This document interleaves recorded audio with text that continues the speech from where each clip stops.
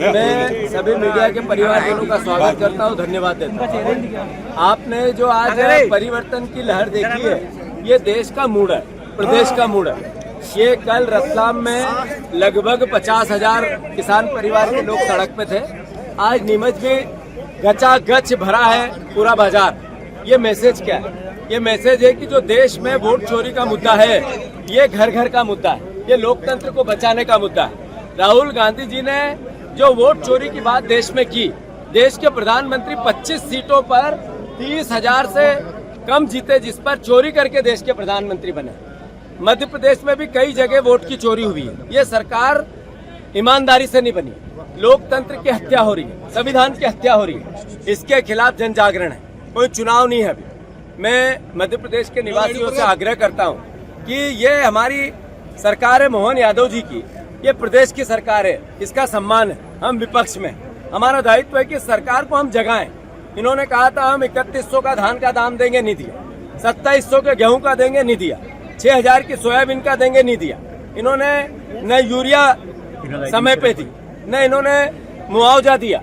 ये सोयाबीन है, इसमें पीली बीमारी लग गई है, न इसका सर्वे करा रहे हैं। हर तरह की अराजकता किसान को दे रहे हैं। इसके खिलाफ किसान सड़क पे है। मध्य प्रदेश का विपक्ष, मैं एक कार्यकर्ता हूँ विपक्ष की पार्टी का, पर मेरा दायित्व नहीं है कि प्रदेश नशे में जा रहा है तो इसकी आवाज उठाऊं। मैं आवाज उठाता रहूंगा। मोहन यादव जी ने नशे का गढ़ बना दिया मध्य प्रदेश को। इन्होंने कहा था मंदसौर को हम कॉरिडोर बनाएंगे, पशुपतिनाथ कॉरिडोर। इन्होंने नशे का कॉरिडोर बना दिया। गुजरात अवैध शराब जाती है अलीराजपुर से, गुजरात अवैध शराब जाती है झाबुआ से, गुजरात अवैध शराब जाती है नीमच से, गुजरात इधर जाती है राजस्थान, उधर रतलाम से, दोनों राज्यों में, दूसरे राज्यों में शराब जाती है। अवैध नशे के कारोबार का कॉरिडोर बना दिया मध्य प्रदेश के इन हमारे जिलों को। इसके लिए दोषी कौन है? यही बीजेपी के नेता, यही बीजेपी के कार्यकर्ता, यही बीजेपी का प्रशासन। पुलिस की ड्यूटी इसलिए है कि नशे के कारोबार में वो संलग्न हो जाए, महिलाएं आपका विरोध कर नशे के कारोबार में संलग्न हो जाए। पुलिस नशे के कारोबार वालों को सपोर्ट कर रही है। क्यों?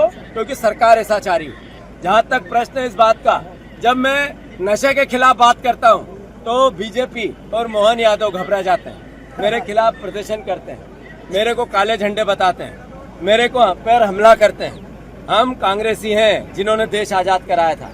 एक कदम भी पीछे नहीं हटूंगा।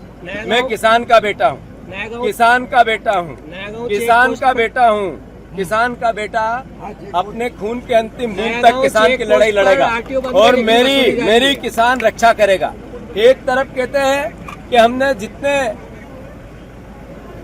टोल है वो बंद कर दी, और अभी नया गांव के टोल पे जाओ, अगर आज भी अवैध वसूली नहीं हो रही हो तो मुझे बताओ। मैं नीमच वासियों आपसे पूछना चाहता हूँ, नया गांव टोल पर अवैध वसूली हो रही है कि नहीं हो रही है? तो ये भ्रष्टाचार का परिचायक ये सरकार है। हम दम नहीं लेंगे जब तक कि इस 50% कमीशन, मोहन यादव का एक ही मिशन 50% पीले कमीशन, इसका जड़ मूल से नाश नहीं करते। अब सवाल पूछने, हमारा प्रशासन है, हम उसका सम्मान करते हैं, कानून का सम्मान करते हैं। हमारा था काम ज्ञापन देने का, हमने वो काम लोकतांत्रिक तरीके से किया है। हमें कोई क्षति नहीं पहुंचानी, कोई हिंसा नहीं करनी। हम देश के जिम्मेवार कार्यकर्ता है कि नहीं है भैया? तो हमने ज्ञापन दिया अपनी बात। ये लगभग 60 सीटों पर इस तरीके का मैनिपुलेशन हुआ है मध्य प्रदेश। उसके अभी हमारे नेता प्रतिपक्ष ने कुछ खुलासे किए, कुछ आने वाले समय में और करेंगे। वो मेरी बहनें हैं और मैं उनके चरणों में सर रखकर उनको प्रणाम करता हूँ, पर उनसे पूछना चाहता हूँ कि अपने बेटे अगर नशा करते हैं तो बहन मेरी, इसका किसका नुकसान है?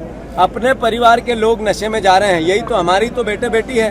क्या मैं ये बात नहीं उठाऊं? मध्य प्रदेश का भविष्य इस राजनीति के चक्कर में हम खराब कर दें? सत्ता के चक्कर में हमारी पार्टी है, हमारा विचार है, हमारा विधायक है, हमारी सरकार है, इसके चक्कर में हम नशे के खिलाफ बात नहीं करें? मेरी बहनों, आप विचार करो मेरे पुतले जलाने से पहले कि अपना बेटा, अपना भाई, अपना परिवार का व्यक्ति नशे में जाएगा तो कैसा लगेगा।